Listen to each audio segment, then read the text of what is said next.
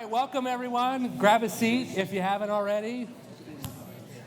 My name is Joe Gora. I am not Howard Amundsen. I'm not Roberta Amundsen, but I do work here at Fieldstead.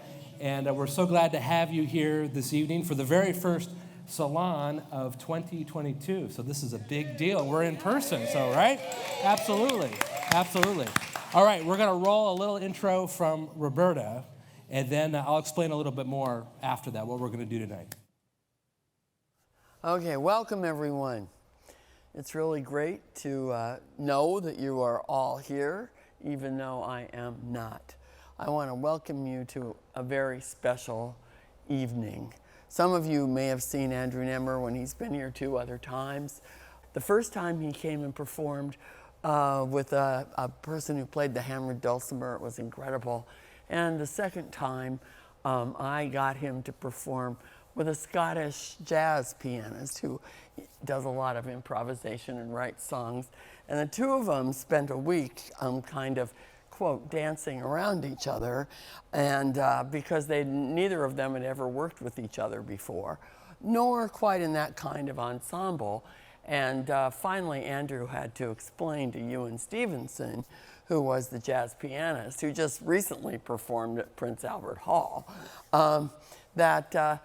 that Andrew wasn't there to be percussion, to help, and to be, you know, the backup to the piano, that it was indeed truly a duet with both instruments having equal play.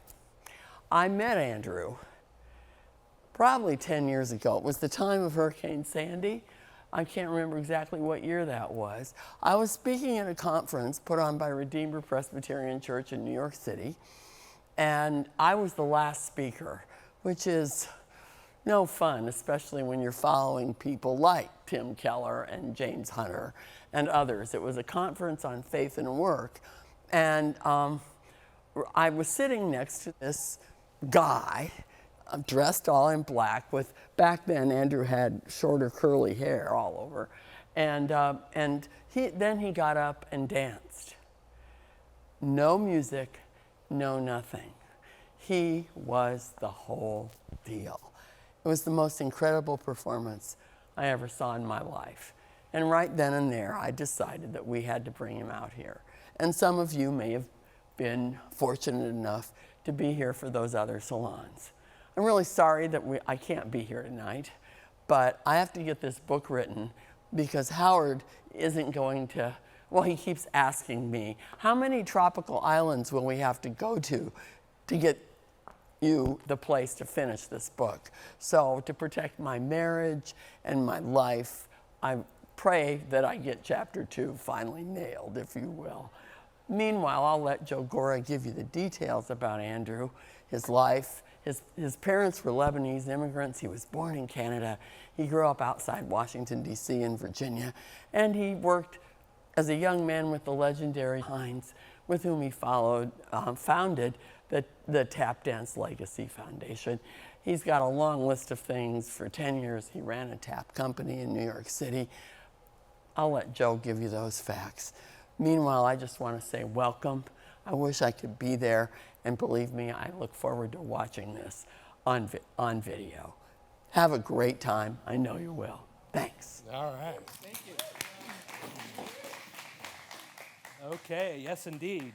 So we are going to have actually a very full evening tonight. We have got the screening of the Wind Rider film Identity that we're going to start here in just a few minutes. After that, Andrew himself, Andrew Nemr, is going to come and perform right here in front of us, which is going to be a real treat because the film is going to do actually some biographical stuff, so I'm actually not going to talk too much about facts on that front. And then he's going to perform, which is going to be fabulous. He's going to enact his part of his own story in many ways. And then after that, Andrew and I are going to come back up and we're going to have a conversation. And he's eager to go deep, which is wonderful. And he's eager to hear from you, too. So we're going to be thinking about questions that you have as the film goes on, as he's tap dancing, and curiosities that you're interested in asking him about. We want to pursue those, if we can, time permitting, in that conversation piece. All right? So it's going to be a great evening. We do miss Howard and Roberta. Sorry they can't be here. But let me open us up in prayer, and then we'll get started, all right? So our God, we thank you so much for the ways in which you are hosting us, even right now. And we thank you for your kindness and your generosity. We thank you for the ways in which you have given the Amundsons an opportunity to steward what it is that you've given them, and that we're actually benefiting from that right now. And so we bless you for your generosity. We bless you for the ways in which you're going to enable us to gain a perspective tonight, even about ourselves and even about Andrew's story. So would you come and would you actually release wonder and curiosity in this space?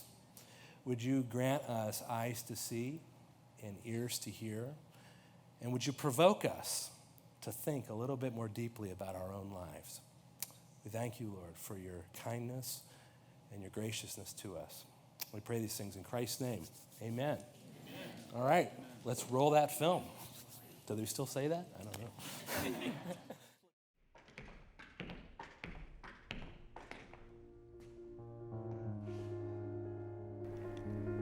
If you believe in the idea that things can change the world, then TAP has the power to change the world. Andrew Nemr has been hoofing almost as long as he's been walking. Is Andrew J. Nemr. Just 1 second, put your hands together and welcome Mr. Andrew Nemr! Andrew is really quite a miraculous dancer. You know, I sort of knew it from reputation, but I hadn't actually experienced it. I fell in love with Andrew when he performed for his TED Fellow talk. If there was a way to credit a PhD in tap dance, it would be it.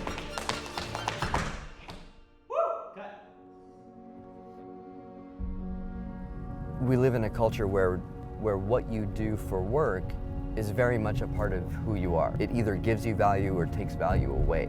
And there's no truth in that. Andrew suffers wanting so bad to be with people and then having things that he can't control, like race or history, tear him apart. Andrew's journey is all about an immigrant who's exiled from his homeland and yet creates and redefines what homeland is. The entire question, I think, is about identity. Because once you answer that, then all other things flow from that. Tap dancer, Lebanese, American, Canadian, Middle Eastern, Phoenician, Christian, good student, art student, bullied, loner, fat kid, only child. Who he is love, and people recognize that in him, and that's what we're all aching for, isn't it? I asked him, you want to change the world? He said, yeah. I would like to do that.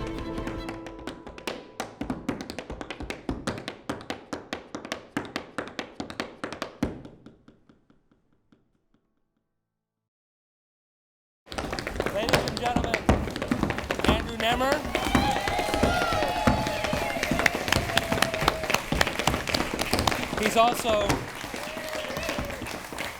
He's also joined by Usamu McGregor on the piano.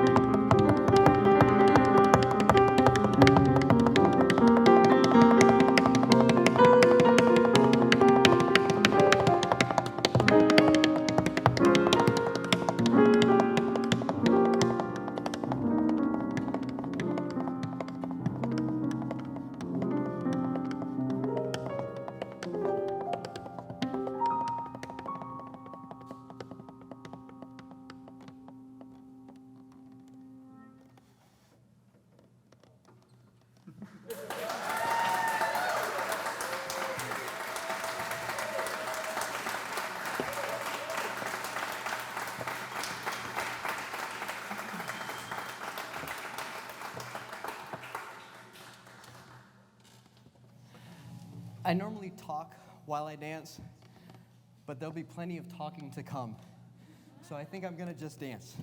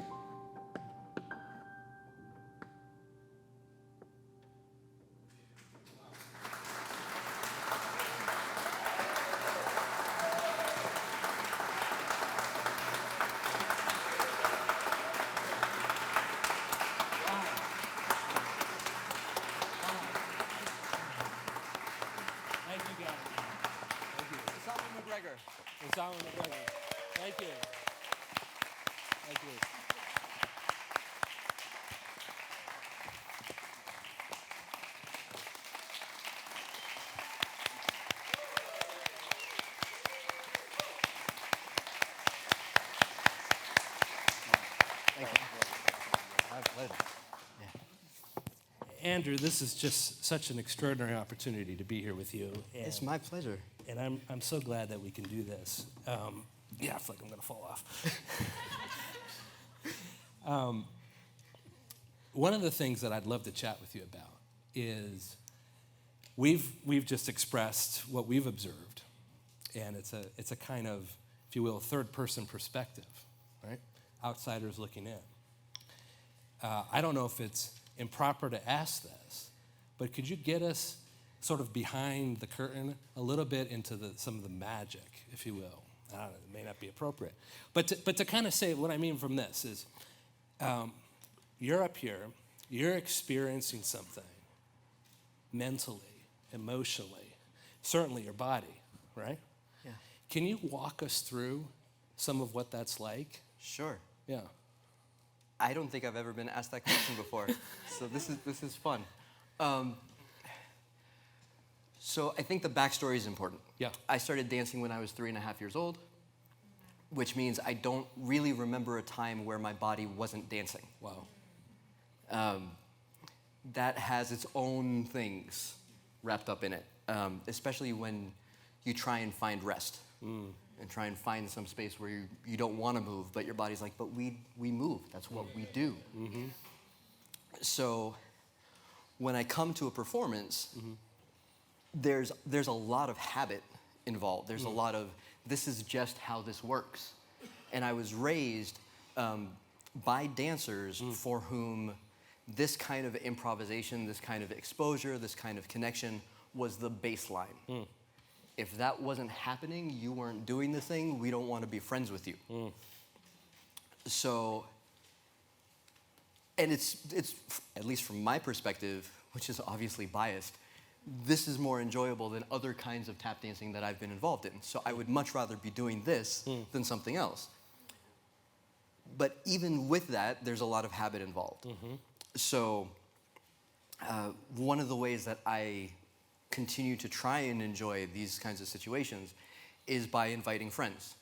So Isamu and I haven't played together in 3-4 years, 5 years? Yeah, we don't remember. So a long time. But we do remember the feeling that we had when we played together. Wow. So when Ann and I first started talking about doing this gig in LA, I was like, Isamu's in LA. Yeah. Okay, can I have a friend? Can I set up a play date? Wow. And because of the way we've both been trained, we have a common vocabulary in the language of jazz and that canon. So we can come together and, yesterday talk about, well, what tunes do you want to play? And come together today and play with one another, kind of like having a friendly catch-up conversation. And hopefully I haven't rusted out because I haven't had this kind of situation in a while. And, I trust Isamu's been amazing, will always be amazing. So I get more worried about myself. Because there have been periods in my life where dancing was like a continuous endeavor. 5, 6, 7 hours a day easily for a stretch, and then 10 hours a week standard for years. And that's on top of gigs, on top of actual performances. And even that, in light of some of my mentors, was like, you're not doing enough. Oh my gosh. So, the standard in the family, so to speak, is exceptionally high. So if I spend, Gregory Hines was the first person who told me that you could spend like a week or two away from your shoes and that's okay. And I kind of looked at him and I said, wait, what? He said, yeah, you put them in a closet somewhere, you go, you come back and you say, hey, I've missed you. Like, we haven't been together in a while. And then you put them on and you dance. But I know, like, my musician friends are well more trained than I am and than most of my tap dancer friends are because they have to be. So I'm always a little worried about that. But once the dancing happens, it's very much like a play date. Wow. We go, we have a conversation, and that's basically it. Wow. Is that inside, like, enough? That's inside extraordinary. So, I mean, what I hear in that in part is you've got habituation that's working on, and you've got discipline, training, no doubt. Yep.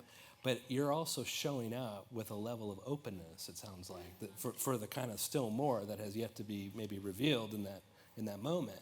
And there's a spontaneity to that. There's a freedom to that. So there's almost like an order and freedom kind of tension there at some level? Or Totally. You're negotiating? Or? The craft of tap dancing, I have to negotiate with 150 years of tradition. Yes. And in my teenage years, aside from Gregory and Savion, they introduced me to their mentors. So some of my best friends as a teenager were 70 and 80-year-old tap dancers, which also has a whole thing wrapped up in it. But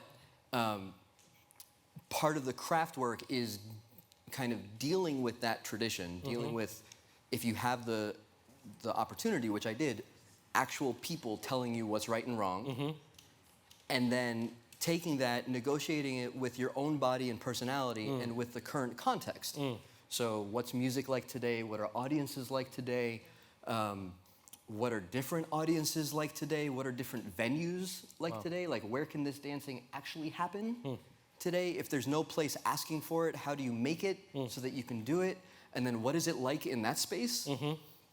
And then, in the actual moment, I often don't know what the floor is going to feel like, because it's wood, so it's adjusted to weather. If a piece of wood is under hot lights for a long time, it's different than if it's coming straight out of storage. I don't know what the audience is going to be like. So I think I know 3, 4 people who are here, 5 people who are here. The rest of you, hi. Right? And it's like, you get to see me there first. And that has a whole thing to it. So I've kind of been trained to walk into a space and go, bleh. And then figure out what happened. Okay, you're just blowing my mind, literally. Just in terms of, because you're painting a picture of a kind of education. It's at one level, it's sort of apprenticeship, but at another level, it's very contextual in terms of the learning, the knowing, and the doing that you have to do, different contexts and so forth, floor and all that. That's just really remarkable. And so I should say, I have to go to counseling to figure all this out. So it means you're human. But there's a time where I didn't actually know kind of the effect that all that had on me. And I hit a huge wall in 2019 and ended up in counseling. And everything that came up in counseling was like, yeah, but you started dancing when? And you had your first gig when? And so no wonder that's the way things are. And I'm sitting there going, oh, wow, okay. Yeah, I mean, people talk about like their first formation that shapes them. And in this context, especially in your relationship with the Savion and the kind of worldview crisis, core put in those terms, you know, once that happened, you're kind of feeling like, where's my sense of identity? Who's my family? As the all of it raised? So, as we think about tap and what it means to you, you've got this long history. At one level, what I hear you saying is you're stepping into a story, a tradition. But in another sense, you're also having to realize, well, what does this mean to me now after I've been doing it for so long, and the connections I've made and not made, or those that haven't been sustained. So what does tap mean for you today? I think I'm in the process of working that out. Good. The past 2 years have been a real kind of, I don't like the word deconstruction. It's like intense inquiry. Because I don't think I've taken anything apart, I've just kind of remodeled something. And so there's been a lot of asking, well, if this isn't central, right? If I don't hold this as a central aspect of my formation, who am I? What do I hold as a central aspect of my formation? And then if I hold a belief in a living God, a discipleship to Jesus, those things as central to my formation, what does my life look like? And then what happens to the 38 years of physical practice and physical habit and mental practice and mental habit that's attached to this, and the friendships and the time spent. You know, mentorships are that, and apprenticeships are kind of that really special kind of learning environment where you don't just get skill, you get in position of personality in the best of ways when it's good and in the worst possible ways when it's not good. But you get that. And so there's a moment in the film where I talk about the Gregory Hines torch, and I was watching it, and that's exactly how Savion would look when he talked about the torch. Wow. And I'm like, oh man, it's in my body. Yeah. And there's things like that from Slide and Buster and Mabel and like a bunch of folks. And if I step away from the craft work being central, where does all that go? Like, how does it position in my heart and in my mind? And the one thing that I know is in my life, it's more important to care for people than for things. So I don't know how that lands on legacy yet, like past people, because not everything in somebody's life is good. So you don't want to protect that. But whatever's good, you kind of want to share and let that be something that other people can glean from. So I don't know. Yeah, I think everybody should have an opportunity to learn how to tap dance at least once, because it puts you in relationship to your body in a very peculiar way, and one of my most enjoyable moments, because it reminds me of what it was like for me to learn, is to see a grown person, like someone who's very, very used to the way that their body functions, attempt to get their feet to do something specific. And their feet kind of go, I'm sorry, what? Yeah, what's going on? Like, you've never asked me this question. We've never had to do this in life. There's nothing close to this in life. That's right. Why? And then their personality shows up. Some people are like, okay, I gotta take a step back. We gotta figure this out. Other people start yelling, and they get super frustrated with their feet. And so it's just this immediacy of who you are with yourself that comes out in some very abstract request. And so I think that's part of wherever it is that I'm going. But fundamentally, I don't know yet. Oh man, I love how you've answered that, because it speaks to you as a learner, and you are a lifelong learner, from what I gather. And it's a kind of faith-seeking understanding. Anybody? I mean, come on, it really is an openness that you have to God and to your body and to your craft, and the sort of meaning that can be made in all of that, and the integration of all that. That's fabulous. So I could really talk to this man a long time, but that would mean I would be hogging this space. So let's open it up to other questions that maybe you have. Could be related to this, could be not. I think, okay, we've got a question over here. Maybe say your first name if you could, just so we... My first name is Jake. Okay, Jake. So you've mentioned, Andrew, you mentioned twice in the last 15 minutes the word craft. Is there a clarity in your mind as to where you delineate art from craft? I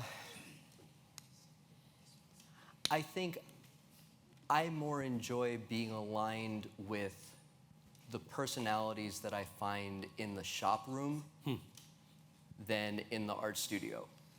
I went to art school. I went to School of Visual Arts for my undergrad, and I got a BFA in computer art. So we were like the nerds in the art school. But I like to think of the craft work of something rather than the creation.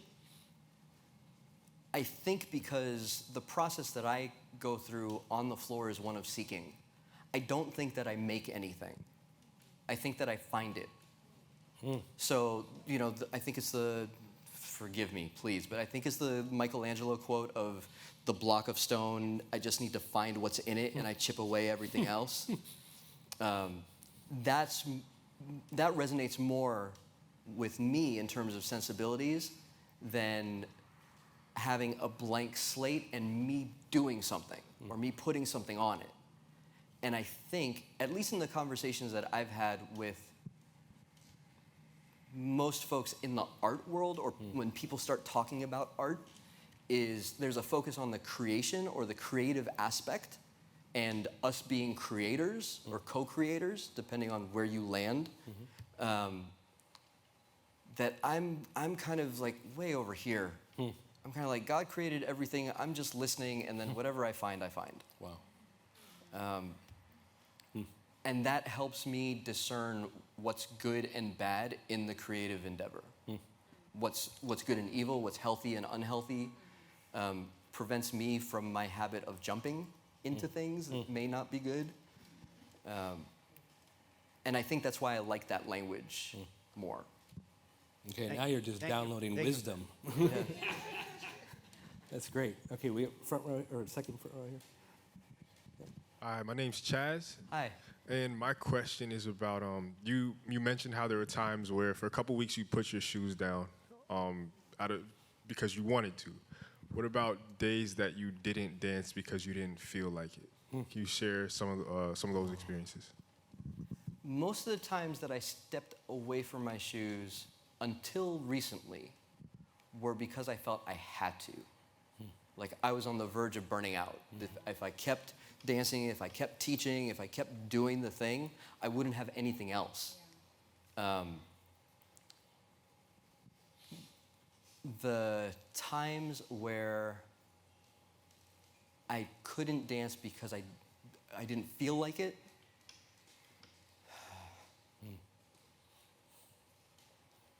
there have been times where I lived in New York for a long time. New York, you have to rent a studio if you want to practice. And you rent studios ahead of time because you never know if there's going to be availability. So there have been times where I rented a studio, I went in, and nothing would show up. And there are two things I think that I kind of had to reconcile and deal with. One was the Chuck Close quote of, amateurs wait for inspiration, professionals get up and work. And I'm like, then you have Bobby Jones over here who says, I'm an amateur, and the root meaning of the word amateur is to love. So I'm never going to turn pro. And so I'm sitting there with, both those voices in my head going, wow. I have 3 hours to try and figure something out, otherwise this session is a waste.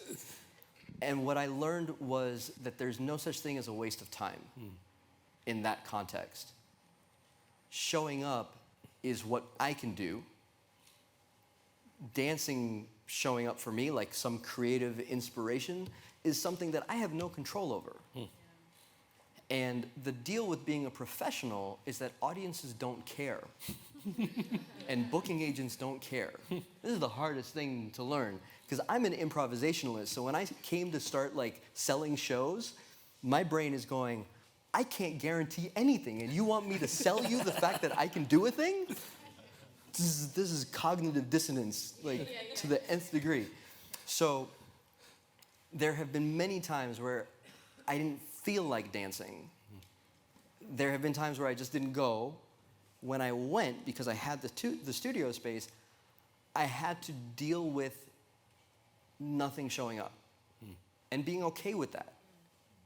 I felt like crap a lot of times, because you're like, this is my time. Something's going to show up. Am I not in the favor of God anymore because there isn't any inspiration coming in these 3 hours when I said I had to figure something out? All those thoughts. Wow. And finally, I had to say to myself, and this is, again, in the last 2 years, what is enough? Is it enough for me to go into the room and just paddle and roll, just do this one pattern for 3 hours? Is that enough? If anything comes, great. But that's what I'm going to go in to do. Is it enough for me to go in and just remember this one routine that I know? And just, that's my time. And if anything shows up while I'm remembering that, cool. But to impose a continual productivity on creation, something that we're not in charge of, that there's other things at play there, I think is over-expecting. And in my experience, put a pressure on me that was insurmountable. Wow. Thank you.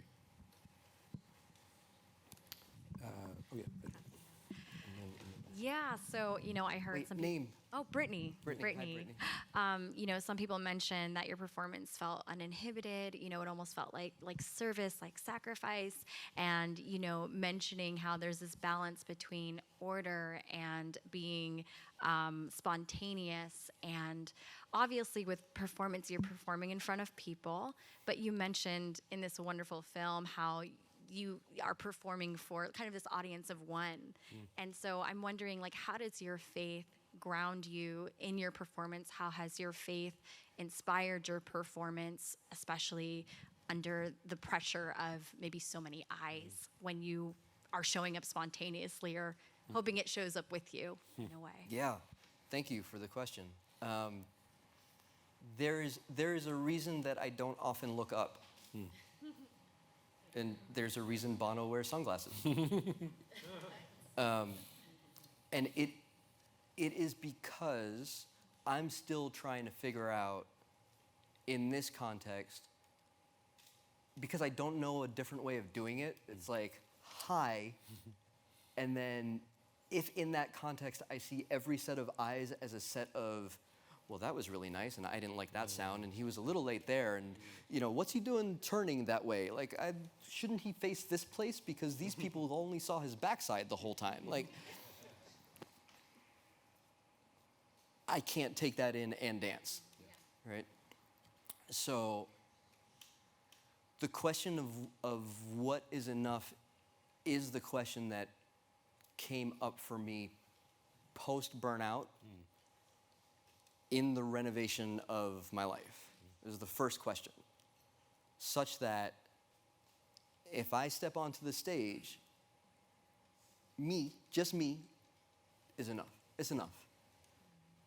Now, if Savion Glover were to walk in here, I'd probably be like, right? Just because of our relationship, and he's the guy who raised me practically, even though he was 17 when I met him. So there are relational things that will mess with that completely. But knowing that in my personality and what I do anyway, me just stepping on the floor and playing with a friend is enough. That's enough. That's kind of the grounding. In the course of this, I guess renovation is the word. I haven't talked about this publicly. I've written about it a decent amount, but I haven't talked about this publicly yet. I was introduced to the work of Dallas Willard. And there's a talk that he gives. Thankfully, they're all on YouTube now, which is amazing. But there's a talk that he gives that he starts kind of drilling down about what God cares about. He's like, of course God cares about what you do. Of course God cares about what you think. Of course God cares about what your work is. Of course God cares about how you relate to people. And then there's you. Just you. And by the end of that list, I was like, oh. Oh.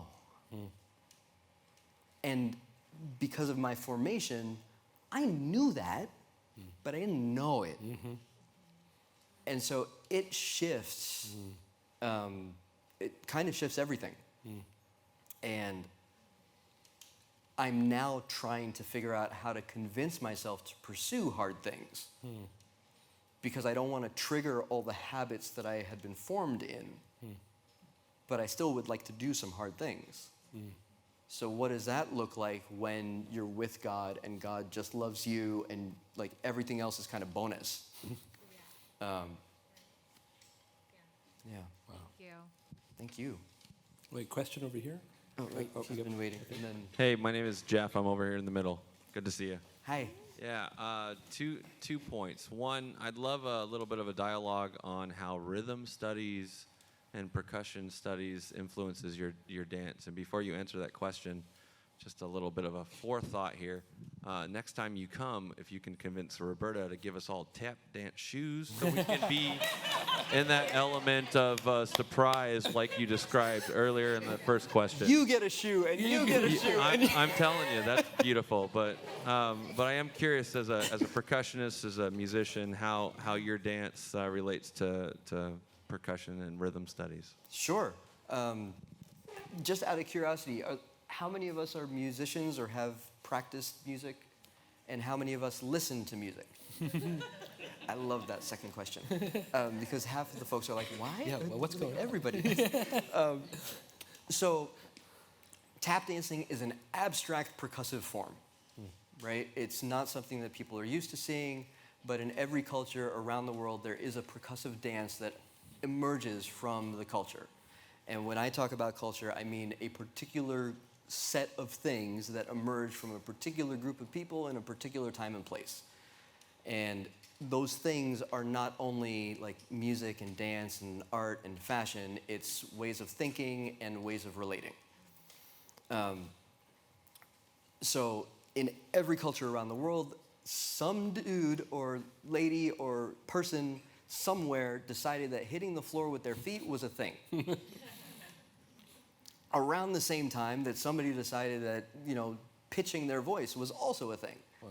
And somebody decided that hitting a thing was a thing, and that if you hit the thing at a particular way or a particular thing, it could be pitched. So in every culture, there's like a music, a song, a social dance, and then the percussive dance. And they all live in time. There's nothing that we do that lives out of time. So in that context, the question of when becomes a really important question. And the preciseness of answering that question becomes the study of rhythm. Right? How do you organize time? How do you organize time such that other people know where you are in time when you're there? And then how do you know when the thing that you want to play is going to happen?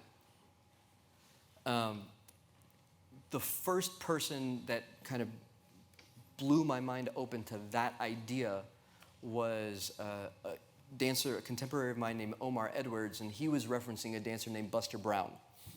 Buster Brown was an old rhythm dancer, loved space, kind of like Gregory Hines, just loved floating in time and then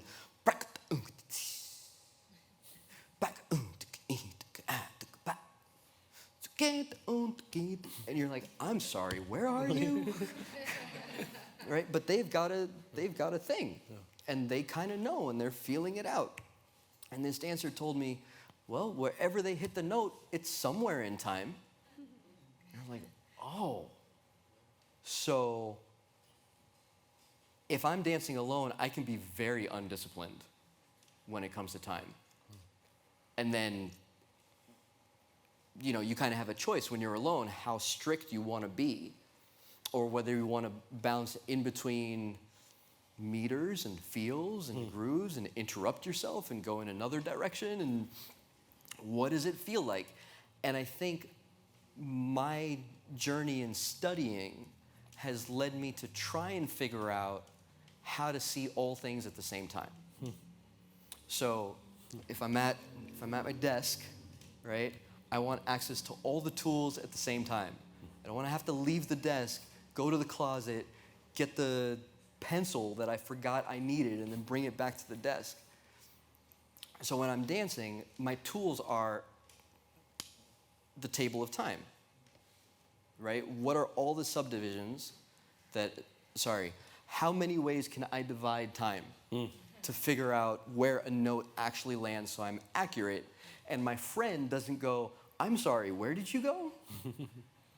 Right? Because all the organization of time is the ability to find a common framework for language. Right? So Osama and I know this is what we're talking about today. And this is how we're going to know when the sentences start if we were just going to do the normal thing. Right? And then we get to play around this because this gets really boring. And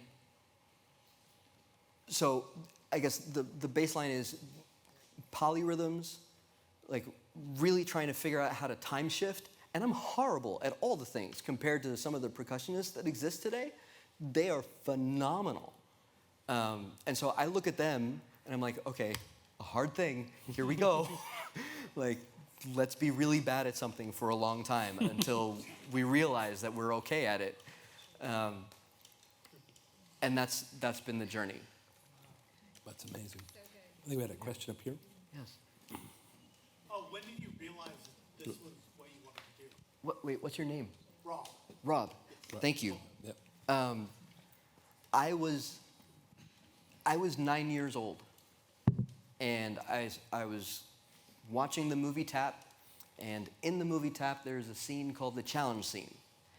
And in the challenge scene, Arthur Duncan, Bunny Briggs, Jimmy Slide, Harold Nicholas of the Nicholas Brothers, Steve Condos, Henry Latang, Sammy Davis Jr., and I know I'm missing somebody. Gregory Hines is in there. Is that everybody? I think that's everybody. Sandman Sims, there it is. All get in a circle, and one by one, they all come out and they do a thing, and everybody's dancing differently. You can tell that they're dancing in line with their personality. And I'm coming out of 6 years of dance school, which, you know, you do exactly the same thing that the next person does. You're dressed in exactly the same way the next person is dressed. And so my mind is blown by the context.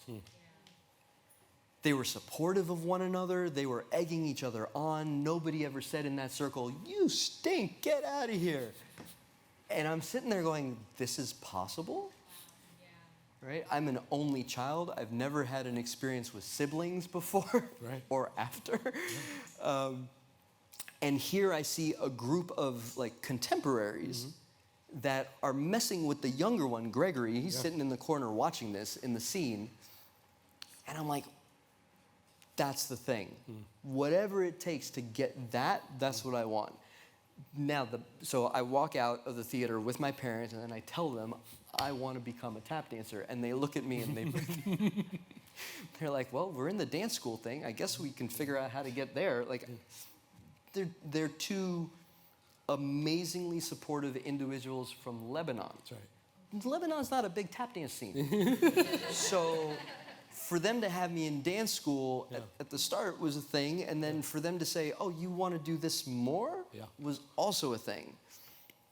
So that's when I knew I wanted to do it. Within a few years, I got inside of it, and I'm like, okay, this is a little different. It's encouraging, but there's an edge here. And then from the stuff that you saw in the film and further on, navigating the edge became a thing. And it's like, okay, well, then the question became broader. Where does community happen? How does formative community happen? How does formative community for good happen? Where do you find people if you're already semi-formed who want to get into formative community for good? And you're like, it's a friggin' miracle if any of that happens. So I think the pursuit of that moment has been an ongoing journey. In 2001, so the experience with Noise Funk and that separation happened in 1996. In 2001, I'm about to graduate college. I get a phone call from Savion. He says, "Hey, you want to come down and do this gig?" I'm like, "Yes, of course. We've been estranged for how many years? And now you call? I am down." Wow. And we end up on the road together for 3 years. It was phenomenal. Formative community for good. And then the same kind of like, no more phone calls, no more things, no more gigs happened again. But I had gone through it before. So the second time it happened, I was like, oh, okay, cool, this is the separation. Great, I'm just gonna roll over here. And about a year and a half after that, I started my own dance company. I was so enamored with the environment of formative community that Savion had allowed to happen in the company that I was in. It's called Tie-Dye. multi-generational, multi-ethnic, multi-racial, all the things. I was like, that's what I want to do. So I ran a tap dance company in New York City for 10 years. And the thing that I'm most happy about that company is that the members are still in touch with each other. Wow, that's big. Right? I can still pick up the phone and call the members. That's huge. They are still friends with each other. The environment in the room was healthy. As hiccups and stumblings and all that writ large, yes, I can say it was healthy. Wow. And that, yeah. So I think I'm still trying to figure it out. But yeah, those are the questions. Andrew, thank you so much. You've My pleasure. been an open book, vulnerable, authentic. Yeah. Amen. Complete. I know we're a little over time. Do you want to go out with one more or wait? Oh, I could. Yeah, we can do one. Want to do one more? Yeah. You want to do one? Have them do one more? Sure. All right. We'll do one more. Sweet. We can just figure it out. Okay. I'll go here and then we'll figure it out. How's that? Okay.